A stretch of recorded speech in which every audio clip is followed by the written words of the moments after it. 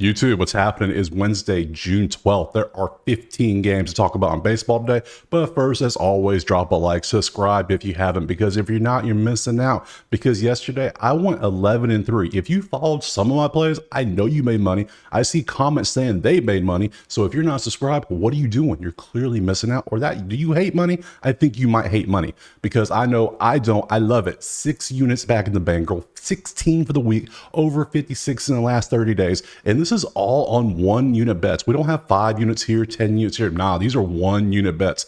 197 and 148 is the record for the month. The model is absolutely crushing it. Stats are leading the way here. We have 15 games. Let's go ahead and jump into that first game today. First up, we got Colorado and Minnesota. We got Gomer with a 3.38 with Lopez with a 5.45. Betting markets have the Twins again as a heavy favorite at home. Didn't work out too well for them yesterday. Now did it? Over unders 8.5, juice on that under. Looking at the data, 49.6 Nerfy, not good enough. That's a pass. 2 runs a game for Colorado for 29th. Minnesota 6.7 per second. Big advantage Minnesota in runs a game in their last 3. 26 versus 10th. That's 191 versus 272. Minnesota's 80 points better in batting average, and 8 to 5.3. Minnesota's better when it comes to striking out. So we got clear advantages for Minnesota so far in the batting side. Coming over to pitching, we got Gomber going out for Colorado. 3.38 with a 1.20 whip. We see his last couple of games, he gave up some runs. I mean, if you're getting up 3 or 4 today's baseball, that's not bad. Before that 1-0-1, he great games, but he's starting to fall apart a little bit, but he's still not a bad pitcher for Colorado. Lopez, on the other hand, has a 5.45 with a 1.23, 7 to the Yankees, 6 to the Texas, 7 to Washington. He gets rocked. 10 hits, 3 runs to the Yankees. He gives up runs. So I would say the clear advantage in pitching goes to Gomber in this one, clearly, just looking at the stats and everything. So this one, we have the clear status where we have a heavy favorite with the clear offensive advantage, but Pablo here, it gives up a lot of runs. So we have advantage Colorado, batting Minnesota advantage. That's going to cancel each other out. We're going to pass on a side. Total wise, I don't really trust the over when Colorado's only getting 2 runs a game. Are we expecting Minnesota to lift the whole burden by themselves? I can't do that again. The last night's over was a sweat as it was. Hitting a 2-run bomb in the 9th was to make it 5-4. I'll take that and leave it alone. So this game is going to be a complete pass. Next game. Next up, we got Toronto and Milwaukee. We got Bassett with a 3.81 against Myers with a 4.15. Betting side clearly has that as a pick'em. 8.5 total with some heavy juice on that over. Looking at the data, 63.1% Nerfy, not really standing out there. We're going to pass on that. 3.3 runs for Toronto versus 1.7 for Milwaukee. Milwaukee's dead last in the majors in the last 3 games. They are struggling to hit the ball and get dudes across the plate. They're batting 194 as a team also for 24th. Meanwhile, Toronto's batting 204. So both teams are kind of struggling when it comes to getting dudes on base and getting dudes across home plate. Strikeout wise, 5.7 for Toronto for 3rd, Milwaukee 10 strikeouts for 24th. So we don't really have any advantages when it comes to the bats here. Let's look at pitching, see if we can find an advantage over here. Bassett is going out with a 3.8 with a 1.38. We see in the stats he pitched 8 with 1 earned, 5 and 3, 0.03. He's up and down. Like, he's either going to be great or he's going to be average. He doesn't have a bad game on here. Any pitcher would be okay with giving up 3 runs. That's what it is. So clearly, when you got Tobias here, had 8 innings with 1 hit out of nowhere when he's only been doing 4, 1, 4, 3 innings. He just drops an 8-inning 1-hit gem all of a sudden. Do we expect that to happen again? We don't know. That's double the most he's ever pitched. 1 hit. Dude was a beast. Wild. So great pitching here. Great pitching here. We have 2 offenses that are absolutely struggling, as you see. 1.7 versus 3.3. Yet it's 8.5 with some heavy juice on the over. I can't rock with that. I'm going to rock with the under in this one. I'm going to take 8.5 under plus 110. I'm going to try to get better numbers somewhere else. And we're going to leave the side alone. We're not going to look at the strikeout props. Just take the under and move on to the next game. All right, next up, we got Houston and San Fran. We got Valdez with a 3.53 against Webb with a 2.92. Betting side has the Giants slightly favored at home. 7.5 with some juice on that under. Looking at the data, 57.3 Nerfy. Houston, 4.3 runs a game in their last 3. San Fran, 2.3 runs their last 3. So we have advantage Houston in scoring runs. 278 as a team for Houston batting for 8th. San Fran 170 for 29th. So big advantage for Houston. That is a 100-point difference in batting average. And on strikeout 7.3 versus 9.3. Houston slight advantage there. So Houston has all the advantages on offense here. So now we come over and look at pitching and see if they have a pitching advantage. We got Valdez with a 3.53 with a 1.15 whip. Pitched a complete game last time. 1 home run, 1 earned run, only 4 hits before that, 7 innings, 2 hits, 3 earned runs back. His third start before that it got rocked. But outside of that, 7 innings, 2 hits. So most likely, statistically, he should have a decent game, and he shouldn't get games like this often. So looking at Webb, on the other hand, we see 7 innings, 7 innings, 7 innings. We know what we're going to get with Webb. 2 earned, 4 earned, 0, 2. So he's going to give up probably 2. Maybe trending more towards 0. So another great pitching matchup here. Both pitchers pretty good. Houston has the advantage offensively. We look at the line, we see it is basically a pick 'em. I'm going to take Houston on the money line in this one just because of the offensive discrepancy based on the data here. The pitching matchup to me is equal, so I'm going to take Houston money line and move on to the next game. Next up, we got Oakland and San Diego. We got Harris with a 2.21 against King with a 3.58. Betting side has the Padres minus 190 at home. 7.5 total with some juice on that over. Looking at the data, Oakland, you can see, has lost 4 games in a row. San Diego's on a 2-game win streak. 2.7 runs a game for Oakland for 23rd. San Diego 4.3 for 12th. We have trend lines moving in the opposite directions from where they were going the past week. So yeah, the numbers tend to lean San Diego, but those trend lines are telling a story we don't like to see when it comes to offense. Batting average 231 for Oakland, way up from they were in the few games before that. To 15th, San Diego dropped from 1st to 8th with 278. Again, San Diego starting to come down. Oakland starting to come up. On the trends, 11.3 strikeouts for Oakland, 5 strikeouts for San Diego. That's where San Diego lives. That's their wheelhouse. They don't strike out much. So we are going to look at San Diego pitcher strikeouts because anytime Oakland plays, they like to swing the bat and miss. So let's look at the pitchers. First up, we got Hogan Harris, 2.21 with a 1.13 whip. We see he's only pitched in 4 games total. So last game out, 6 innings, only 3 hits, had a great game. He's not really a strikeout dude. He has 7 the one before that against Tampa Bay, but 1 earned, 4 earned his first game, but that's his first game. We always fade the first game. After that, nothing in 3 innings, 1 earned run in 5.2, nothing in 6. Dude might be a beast. Oakland might have found them a gem. So looking at King on the other hand, 5 innings, 4 hits, nothing. 7 innings, 4 hits, 1, 3. Colorado mid-May got him, but that was 5 games ago. We ain't worry about that. So to me, we have a pretty stout pitching matchup here with maybe even advantage going to Oakland in this one. The data here, we got Oakland starting to rise, San Diego starting to fall. So I like to ride trends here, and the trends, I like to ride up on the trends. Oakland might have a better pitcher.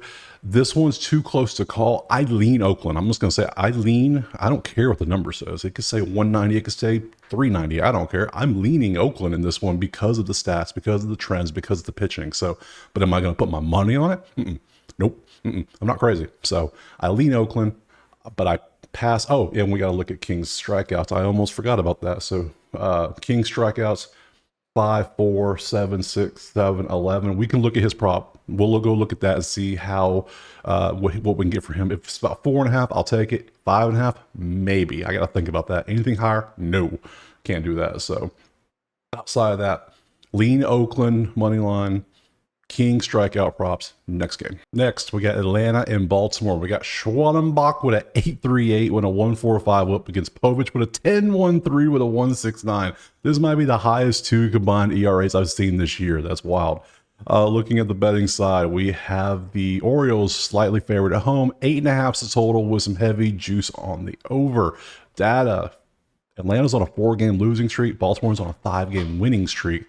2.7 runs for Atlanta for 23rd. Baltimore 6 runs for 7th. Atlanta's batting 198. Baltimore's batting 280. They're batting almost 100 points more than Atlanta. So clear advantage offensively for runs and batting average for Baltimore. 10 versus 8.3 on strikeouts. Not much of a difference there. Looking at the pitching matchups, because these are going to be fun to look at. Schwellenbach, it's only been 2 games for him. He gave up 3 runs to Washington in 5 innings, and he gave up 6 earned to Boston in 4.2 innings. So, but 5 and 4 strikeouts. So if he ever gets like a 6-7 inning game and doesn't give up a bunch of runs, gets settled in a little bit, we could see him easily getting 7, 8, maybe 9 strikeouts in a game. So he might be a strikeout dude. So, but we see what we got. He hasn't had a good game yet. So. And Povich only had 1 game, so we really don't know anything. He gave up 6 earned in 5 with only 2 strikeouts, walked 4 dudes. Not good numbers. Both these pitchers are not, I'm not going to say they're not good, but they're new. We just don't know anything about them. They haven't settled in yet. I mean, unless you're Paul Skeens, you're going to give up a bunch of runs in your first start. That's what happens. So the fact that Schwellenbach had 2 starts now and he gave up more runs his second time, and the fact that the data says Baltimore has all the offensive leans, I am going to look at the Baltimore money line and take that in this game for sure. And Baltimore is on that 5-game win streak. We do like to ride streaks around here. So Baltimore money line for sure. Over 8.5 is going to be a play too, because when you have 2 pitchers this rocked against Baltimore's offense, and Atlanta has popped, they have the talent on there. There's a slump right now. I'm going to take over 8.5. Maybe Atlanta breaks out of that slump a little bit today. So over 8.5, Baltimore money line, next game. Next up, Washington and Detroit. We got Irvin with a 3-1-2 and Olsen with a 3-4-3. Betting markets have the Tigers slightly favored at home, 7.5 total. Juice on the under a little bit. Looking at the data, we see Washington's on a 4-game winning streak. Look at the Nationals getting some wins. They're second in the last 3 games with 6.7 runs. Detroit's not bad either, 6 runs per 7th. So they're both getting a lot of runs over the last 3 games.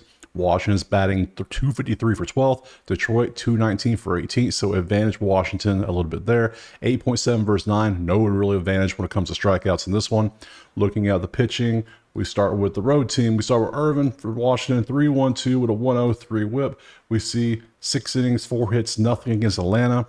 6 hits, 5 hits, 2 against Cleveland, 0, 2, 4, 2. He's not bad. He's not bad. He even had 10 strikeouts against Atlanta, and then again he faced him at 4. So he's a pretty decent pitcher. Nothing really to complain about there. Olsen, 3-4-3 with a 1-2 whip. Him, on the other hand, against Milwaukee, 4 innings, gave up 12 hits, 8 earned runs, 6 strikeouts. For that, 5 earned runs. He is struggling hard. We do trends for teams. I do trends for players too. If you're trending in the wrong direction, like you had great games in a row and all of a sudden you fell off a cliff, something about June just ain't working for you. So he was great in May, terrible in June. We're gonna continue the trend to assume he's terrible statistically. So in my mind, Washington has the advantage here. Coming back to the data, we see Washington already has the advantage in the offense. If you add the advantage with the pitching, then you look at the odds. They're underdogs. I'm going to take plus 115 Washington.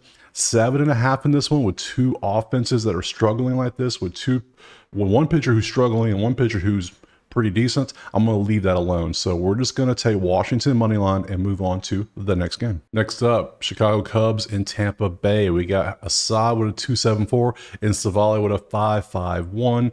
Betting side, we have the Rays slightly favored at home. 7.5 is your total with a little bit of juice on that over. Looking at the data, neither team is on a massive streak. 58.3 Nerfy, pass on Nerfy. 3 runs a game for Chicago for 20th, same as Tampa. There is 0 advantage either way in this one. 282 batting for the Cubs, 194 for Tampa Bay. Massive advantage for Cleveland, for Chicago when it comes to batting average. Outside of that, 8 versus 10 strikeouts, slight advantage Chicago there. So not really much of an advantage. They are batting better, but they're not scoring more, which is an issue. So looking at the pitching in this one, we see Assad as a 2.74 with a 1.12. 5 earned his last game, 2.42. He's going to give up some runs. This is what he does. You know, we don't expect him to give up a ton of runs. We don't expect him to put zeros up, but he's going to give up something. Same for Savali, 5.51 with a 1.36. 4-1-2-4-3. Got better towards the end of May. Gave up 4 in this first game in June. We see what he's going to do. That's about what we're going to get with Savali here. Both pitchers going to give up a couple runs each, it looks like. The total being 7.5 is enticing, but the fact that both teams are 20th at 3 runs a game, that's 6 runs average, that doesn't even get you close to a 7.5. So we need more of that. The only thing we have that stands out in this one is Chicago has a slightly better pitcher over the course of the season, but recently they're about the same. 282 average for Chicago batting is about the only advantage that stands out here. I can't really justify taking anything in this one, so we're just going to pass this entire game and move on to the next one. Next up, we got Cleveland and Cincinnati. We got BB with a 373 against Lodolo with a 292. Betting markets have Reds minus 115, favor at home slightly, 7.5 is total with some juice on that over. Looking at the data, Cleveland's on a 3-game winning streak. Cincinnati's lost 2 in a row. 56% Nerfy, pass on that. 6.3 runs for Cleveland, 3 runs for Cincy, so advantage Cleveland in the runs in the last 3 games. 286 batting for Cleveland, which is third. 185 for Cincy, which is 27. So big advantage Cleveland batting. 6.7 versus 9 on strikeouts. Not really going to look at strikeout props for either one of these. Looking at the pitching, BB's going out. His last few games, 2, 1, 3, 1, 0. Pretty good. That's what you want in a pitcher. You know, every pitcher could do that. You'll be great. You're going to win. Lolo, 1, 2, 1, 4, 4. Start of May, he struggled a little bit, gave a 4 a couple times, but then settled down a little bit. But in my mind, these pitches are pretty close to equal. You could say one's better based on certain things here or there. Looking at the data side, we have Cleveland big advantage when it comes to stats in this one. So the fact that it's pretty much a pick 'em, even since he's favored, I'm going to take Cleveland on the road, money line favorite. Money line to win, not money line favorite, to win the game. We're not going to look at it over under. We're not going to look at props or anything. So just Cleveland money line. Move on to the next game. Next up, we got Miami and New York Mets. We got Garrett with a 5.81 against Peterson with a 3.09, even though it's only over 11 innings. Betting markets have the Mets favored at home at 150, 7.5 is total with a little bit of juice on that over. Data. Neither team's on a streak right now. 68% Nerfy chance in this one based on the percentages of the two teams. Not really. Maybe we'll look at that. 2.3 runs a game for Miami for 27th. New York is 3.3 for 17th. So both teams are struggling to score some runs. Miami is batting 147 as a team in their last 3 games. That is dead last in the majors. New York is batting 210 as a team for 19th. 10.3 strikeouts for Miami and 9 for New York. So we will look at some Peterson strikeout props for the Mets because of how bad Miami is striking out recently. So let's pop one over there. We'll start with Garrett first. 5.81 with a 1.22. His last game gave up 5 earned runs. Before that, 1.0, 6 and 5. So he had 2 rough games. Then he had 2 great games. He had another rough game. So we don't know what we're going to get with him. It is up in the air. Peterson's only pitched 2 games, so it's really hard to tell. He gave up 2 runs and 2 runs. So we don't really know what we're getting. So even though it's only 2, it's consistent. That's what we like to see. Consistency is key. 2 earned in 5 and 2 earned in 6.2. There's nothing to say he struggled. And if it was his first game of the year, he only gave up 7 hits and 2 earned. That's not a bad start. I mean, come on, I'll take it. So for this one, I would probably say Peterson has the advantage in this one just because based on numbers, we don't know much more. And the fact we have numbers on Garrett and he has had 3 out of his 5 games have been rough. Yeah, we'll take advantage of New York in this one. Data, we do have New York being slightly favored in the offensive category, so we will most likely take New York on the money line. For the Nerfy side, just because of how poorly Miami is swinging the bat and New York is bottom half as well, we'll take the Nerfy in this one too. We'll rock with the Nerfy. We'll take New York money line and move on to the next game. Next up, we have Phillies and the Red Sox. We got Sanchez with a 2.71 and Pivetta with a 3.40. Betting markets have Phillies slight favorite on the road. 8.5 is the total with some juice on that under. Looking at the data, neither team's on a streak. 40% Nerfy's a pass. 5.3 runs per Philly for 10th. Boston 2.7 for 23rd. Boston has fallen off a cliff when it comes to runs in their last 3. Philly batting 269 their last 3 for 11th. Boston 179 for 28th. Again, not doing good, Boston. So we have clear advantages for Philly when it comes to offense. 7.3 versus 10 on strikeouts. So again, advantage Philly. Popping over to the pitching matchup, we have Sanchez is having a quietly good season. No one's really talking much about him. 2.71, 1.34 is not good, but the 2.71 is good. 6 innings with 1 earned. 0, 1, 2, 3, 1. Those, I would love to have a pitcher with those numbers anytime. So great numbers here. Pivetta, 7, 1 hit, nothing. 2, he got roughed up against Milwaukee a little bit. 1, 2, roughed up against Atlanta a little bit. So he has a couple games he's been roughed up. In this one, we see that Philly has the advantage offensively. I would say Philly has the advantage in pitching as well. Looking at the odds again, I will be taking Philly on the money line. Over under wise, we're going to leave alone because I don't trust Boston's offense because they are struggling. Their trend line is going down too steep. I'm not going to worry about that. So we're going to take Philly money line and move on to the next game. All right, next up, we got Pittsburgh and St. Louis. We got Falter with a 3.69 against Gray with a 3.21. Betting markets, Cardinals, decently heavy favorite at home, 8.5 with some juice on the under. Looking at the data, though, neither team's on a streak. 63% nerf if we're going to pass, but I have 3 categories where there's no advantage at all because of the same rank. 3.7 runs a game in their last 3. Also 4.2 runs a game in their last 7. These teams are identical in runs. Also on batting average, they're both batting 230 in their last 3 games for no advantage here. Only slight advantage is Pittsburgh. They're striking out a little bit less than St. Louis. So no advantage when it comes to offense here. Let's look at the pitching matchup here. We have Falter with a 3.69 with a 104 whip. Not bad numbers. Gave up 5 earned last, 0-3, 0-2. His last game was his worst game. So make up that what you will. Gray, 3-4-0-5. His worst game was a month ago. Make of that what you will. The main thing here is St. Louis is a pretty big favorite for some reason. I'm not sure why, because clearly the data doesn't back it up because there is no advantage offensively at all in this one.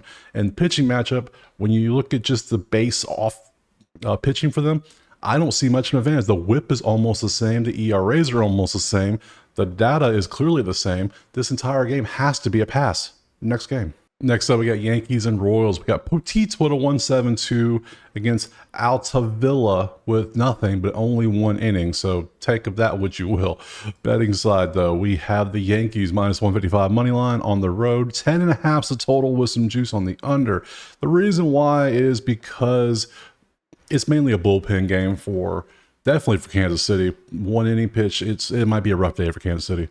The fact that the odds are only 155 is kind of interesting, especially with Yankees. 6.7 runs per second, batting 280 for 5th. Kansas City is starting to fall off a cliff offensively. 2.7 runs per 23rd, only batting 206 in their last 3 games. New York is striking out 9.3 versus 6.7, so we have advantages in the Yankees in this department. Looking at the pitching, Poteet is going out in his 4th game. 6 innings for 1 earned run, 5 innings, 2 earned runs, 4.2, 0 earned runs. Not a bad, good numbers, especially in his first 3 games. Yeah, we'll take those any day. Altavilla, 1 inning of nothingness. He has struck out 2 dudes in 1 inning. That's all we know. We know nothing. But all we do know is 1 inning, so that tells us it's a bullpen game. So we know Kansas City is going to be trotting out a lot of different pitchers against a Yankees team that is pretty hot with the bats right now. And they have Poteet backing them up, who isn't bad himself. So I'm definitely taking New York on the money line in this one. Over under 10.5 is about a bit wild. I can't do that, especially with Kansas City just struggling so much offensively right now. So we're going to have to pass on that one. So we are going to take New York on the money line in this one. We will also look at New York on the run line for this one because minus 1.5 for plus 100 is pretty nice. So run line and money line New York next game. Next up, we got the Angels and the Diamondbacks. We got Soriano with a 3.64 and Ciccone with a 5.66.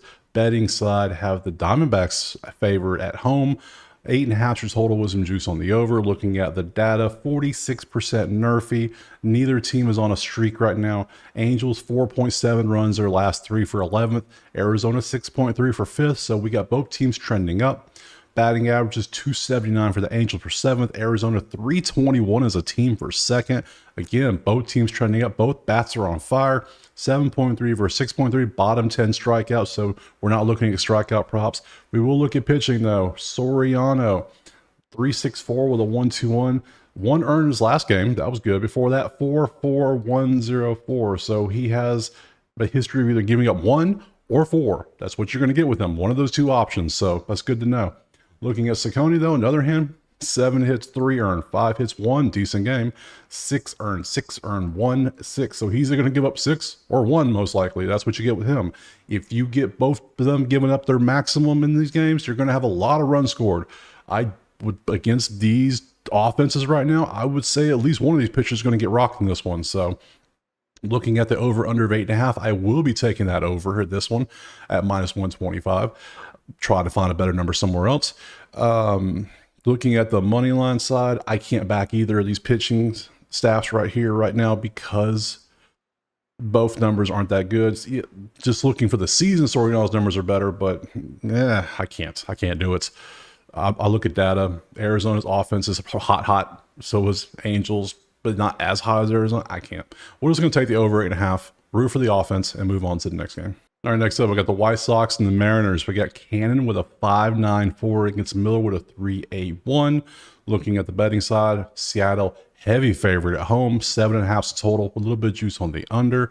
Looking at the data, Sox on a 3-game losing streak, Seattle 3-game win streak, 60.2 Nerfy is a pass. Chicago 14th with 3.7 runs gained the last 3. Seattle 7th with 6 runs their last 3. Advantage Seattle. They're batting 252 versus Chicago's 236. No advantage. They're both next to each other in the rankings. Chicago is striking out 12 times a game for dead last in the last 3. And Seattle striking out 8.7. So we will look at some Bryce Miller strikeouts. Let's go ahead and pop on over there. So Bryce Miller, 3.81 with a 102. His strikeouts are 1, 9, 6, 4, 1, 9. So he has a couple games he got 9. So he has the capability of getting 9. And against the White Sox who strike out this much, we will look at his prop. I would say I would take no higher than 5.5.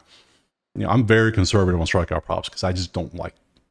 My history with them is not that good, so I'm very conservative. 5.5, sure. Anything else, pass on it. So, looking at his actual stats, 7 earned runs, nothing for 6, 2, 5, 4, 2. He's going to give up some runs probably, unless he has an amazing game. He strikes out 12.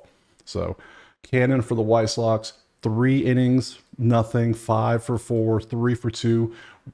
We don't know what we're getting. We don't even know if he's going to pitch enough to get a quality start in there. So, we don't know what we're going to get here. So it's a little hard to judge this one. Miller, we've seen, has given up runs in this one. That's hard to judge. Data tells us, okay, Seattle slightly better runs, but they're the same in batting average. So the only thing we're going to look at this one is Miller strikeout props. If the number's not good, we're going to pass on that. Everything else in this game is also a pass. Next game. Our last game, we got Texas and the Dodgers. We got Gray with a 2-1-2 against Bueller with a 4.82. Betting markets have the Dodgers as a pretty heavy favorite at home. 8.5 your total with some juice on that over. On the data, neither team's on massive streak right now. 33% Nerfy is a pass, not nowhere near high enough. Almost Yerfy territory for this one. Texas, 3.3 runs in their last 3 for 17th. Dodgers, 10 runs a game for their last 3 for first. They have been on fire the last 2 weeks. The trend line it's gone. It's disappeared. It is through the roof, is gone to the moon. So they're also batting 324 as a team, which is also first in the majors in the last 3. They have been batting, the bats have been on fire, muy caliente for 2 straight weeks now. Also, last 3 for Texas, 207 for 20th. So we have massive advantages for the Dodgers in this one. 6 strikeouts for Texas versus 6.7. No advantage there. So we have the Dodgers with the offense. They're on fire. Texas is middle to low middle of the pack on offense. Looking at pitching, we come over to Texas.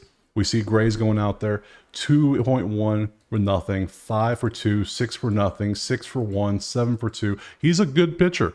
Don't get me wrong. These are good numbers, but you're going up against the hottest team in baseball when it comes to offense in their last 3 games. So take with that what you will. Bueller, on the other hand, 3, 3, 3, 0, 3, 3. We know Bueller's going to give up 3. That's what he's going to do. That's his game. We assume, based statistically and odds and probability, that Texas is probably going to get 3 runs off him at least. So looking at the data, that gives us these numbers. We have the offensive juggernaut recently in LA. We look at the over-unders 8.5. We take the over all day in this one. So over 8.5 sidewise. You could take LA if you want. So I might put them in a moneyline parlay situation because of how hot the offense is. But Gray's a good pitcher. These are good numbers. So these are good. I don't really trust 100%. I don't feel as confident as I do as the over. So I'm going to take the over. We're going to pass on any money line. And that's it. All right, that's it. All 15 games broken down, predictions made, stats given out, leans taken. We passed on some games. We took some plays in others. If you like what you saw, drop a like, subscribe, and we will see you tomorrow. Peace.